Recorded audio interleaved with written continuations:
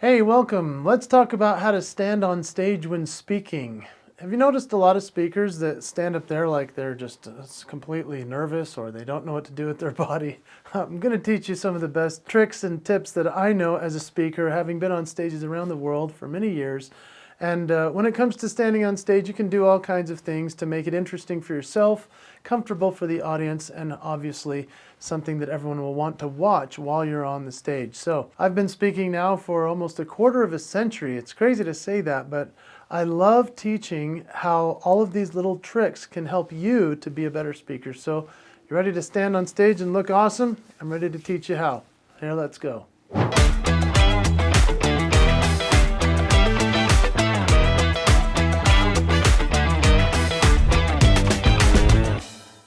So let's first talk about the power of posture. Think about your posture. You know, when you come out on stage, if you're like, that's no fun, is it? I've seen people speak like that, where they're just kind of wandering around like they're really not interested. I would say to consider your shoulders, pull them back. Get your jacket just right. And make sure that your head is held high. You have a chance to speak and influence with people that are interested in hearing what you have to say, obviously, but also they want to watch you. They want to be comfortable with what you're doing. And so standing with a powerful posture is an important way to do that.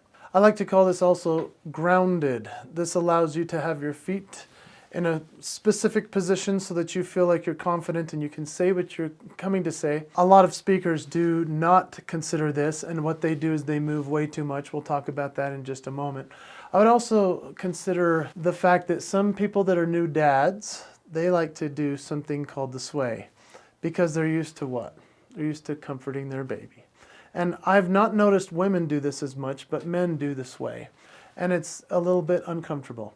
They also stand with their hands in front of their belt. And that's an interesting spot. You can do that. I prefer, however, to keep my hands just kind of at about above my navel.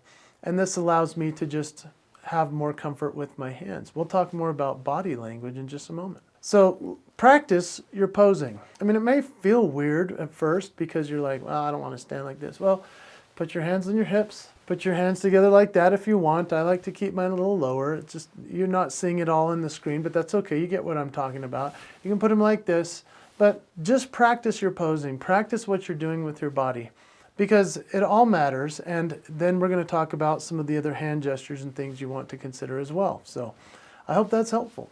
Now let's talk about utilizing the space. Every time you take the stage, you have probably a really big space that allows you to walk and move around. One of the challenges with taking up too much of the space is that people like to pace too much. They're walking back and forth, and it actually makes the audience nervous. And they're wondering, are they going to fall off? Are they going to, every time you talk, you're moving faster. Comedians do this really well. They prowl. They kind of attack the stage, and so they move their body in a way that they're going across the stage using all of it. They're trying to address the whole audience, but they also understand the power of utilizing the space, but also stopping and pausing, allowing a point to land, a joke to hit. And as a speaker, it's very important for you to get to that place where you say to yourself, okay, I'm going to walk over here, and then I'm going to stop. I'm going to make my point, or I'm going to tell my story, and then I'm going to move over here and walk while I'm transitioning into the next story or piece. Utilizing the stage is a really important piece, and a lot of speakers just don't do it. They'll stand behind a podium and they'll just be like talking. Well, that's fine, but when there's space, I would recommend that if you do have a lavalier microphone or you do have a handheld mic, that you have the freedom to walk around. So just make sure when you're introduced to the stage that you've asked the event planner, do I have to use the podium or can I walk the stage? And usually they'll say, oh, please walk the stage. So I might go right to the podium first and act like I'm going to start there.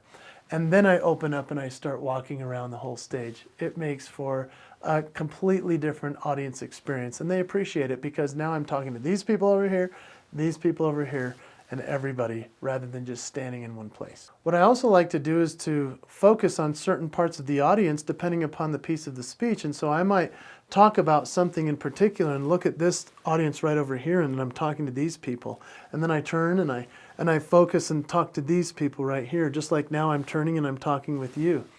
And so as you turn your body, as you turn your face, all of it matters, and it actually engages the audience in a completely different way. You can also find spots on the stage where you choose those are your places for telling a story or to do a different character, for example. Like I might walk over here and tell the story of my mom talking to me, and then this is my little voice. And then this is my mom talking to me, and this is my little voice. Or I can just stand and turn my head depending upon what we're saying. That's my mom talking, and this is my little voice.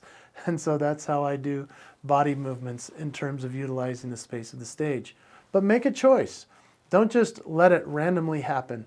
Make it so that you're landing in certain spots and engaging with the audience. That makes them appreciate you all the more. Now let's talk about hand gestures and body language. Yeah, this one's tricky because we have hands, right? We don't know what to do with them. I have a handheld microphone, so that means I only have one extra hand. But most people have a Countryman microphone or they have a lavalier. And so they have both hands, not sure what to do. There was a speaker years ago who would walk and talk like this, and he would do this the whole time. It was really actually quite annoying because you were like, I think this is an important part because he's moving his hands that way, but then he kept doing it and you're not sure which part was most important. So I'd like you to think for yourself, what could you do with your hands? You could put them in your pocket, and maybe you just have one in your pocket and you're using one as an emphasis point. Maybe you just want to utilize them in a way where you put them on your hips, or maybe you're carrying your PowerPoint clicker. There's different ways to utilize your hand, and practicing this is a really important part of speaking.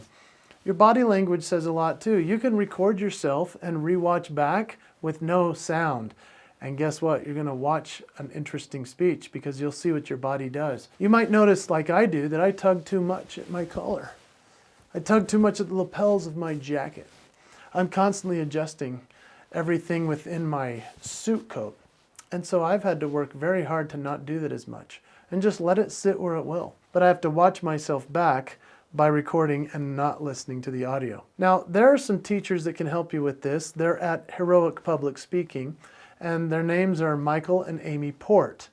They're all about acting, and they came from the acting world, but they have transitioned into being some of the top speaker coaches in the world. And what they do is they bring multiple people together that want to get better at their speaking. They go through their speech on a stage in front of a camera, and then they talk about body language, the choices of where we want to stand and place ourselves on the stage, how much we want to move, or how much we need to emphasize a point depending on what we're going to be doing within the speech. I would recommend you check out Heroic Public Speaking. Hey, how about eye contact and facial expressions? This is actually my favorite one to talk about when it comes to standing on stage and presenting, because eye contact is where it's at. Making sure that the audience knows you're talking to them, and you choose somebody within the audience. I call it the triangle method. You can come back and forth with these people over and over, but find a happy face in the audience to talk to. If you're trying to win over the guy with his arms folded and he looks angry, you're probably going to depress yourself on stage. Make eye contact with people that are encouraging to you. And then facial expressions. I've made my living off of doing speaking, performing, and facial expressions have added so much to that. But I'm not the best at facial expressions because, as you can see just by watching this video, I have an expressive face, but it's nowhere near the guys I'm about to tell you about. The first one you need to look up is Tim Gard. Go to timgard.com and you're going to laugh out loud even if you don't hear the audio because of the way he uses his face. He's just going like, he's doing big face stuff.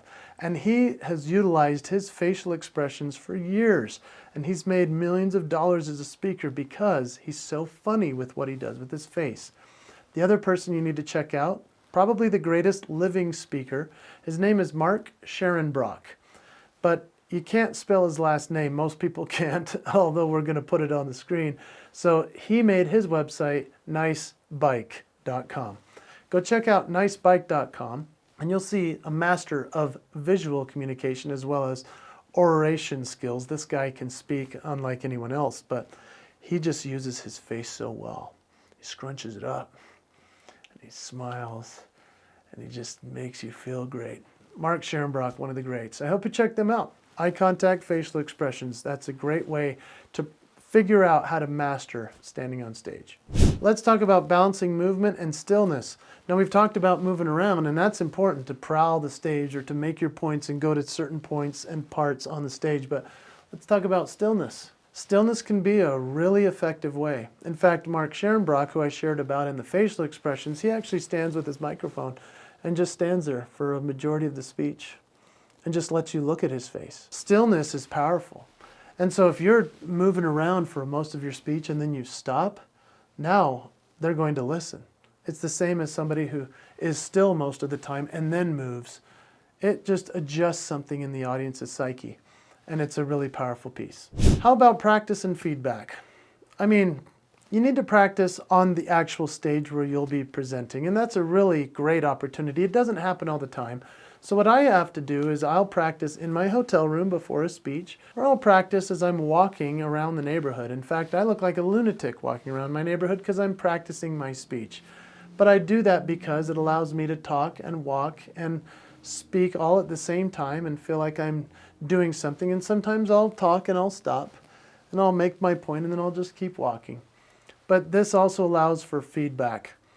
In terms of when you're practicing, I want you to record yourself, whether into the microphone on your phone, or you could set up a camera and do that. I love watching myself on camera because I say, wow, I could have fixed that so much better. So record yourself, get some feedback. It's going to help so much when you're on stage. The next piece would be to get feedback from a trusted mentor, somebody you really believe is great at speaking and has your best interest at heart. So ask people that you trust, that see you and they say, hey, you're moving too much, or hey, don't do that with your mouth, or don't do that with the microphone. All of those things can help quite a bit. Now, if you found these tips helpful, I'd love to know in the comments which one you're going to commit to. It would be awesome to see what you've got. And at the same time, I want to invite you to a community that we've created called Liftoff Lab. If you go to liftofflab.com, it's run by Cheryl Knowlton, one of the great speaker coaches in the whole world. And she's actually going to teach us how to lift off in terms of our career as a speaker, if that's what we want, or just to be a better speaker. And I know that with the people that we have involved, it's going to change the way that you present on stage, how you stand, and your confidence, and make your presentations that much better. I hope you join us there.